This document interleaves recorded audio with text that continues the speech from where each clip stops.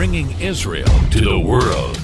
This is IBN News. With News of Israel, I'm Susan Michaels. Reports say Egypt's President Abdel Fattah al-Sisi has convinced Palestinian President Mahmoud Abbas to agree to the ceasefire understandings reached between Hamas and Israel.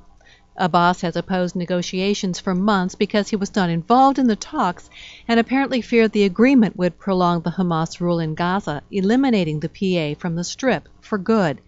Abbas met with al-Sisi last week, the Egyptian president providing a detailed review of his country's efforts to reach a ceasefire in the Gaza Strip and revive the Palestinian reconciliation.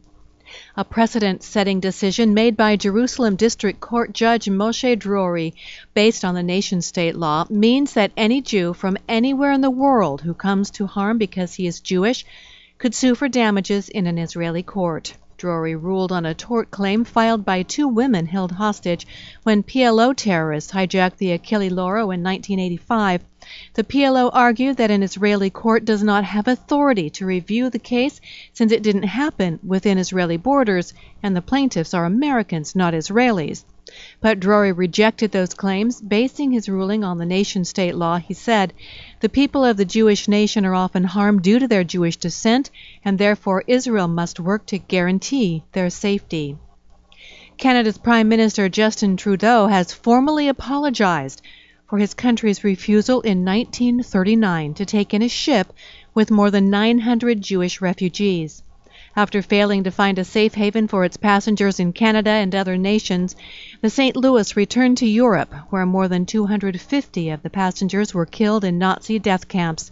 Speaking to the House of Commons, Trudeau said, "We are sorry for the callousness of Canada's response.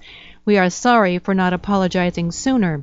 The Prime Minister also promised that Canada would do more now to protect Canadian Jews from violence.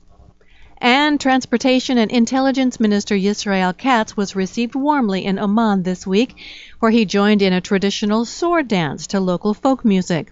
Katz also presented his Tracks for Regional Peace plan to a number of Arab ministers, a railway to connect the Mediterranean and Persian Gulf through Israel and Jordan. The minister said, "I was moved to receive such a warm welcome. This is a sign of Israel's growing strength."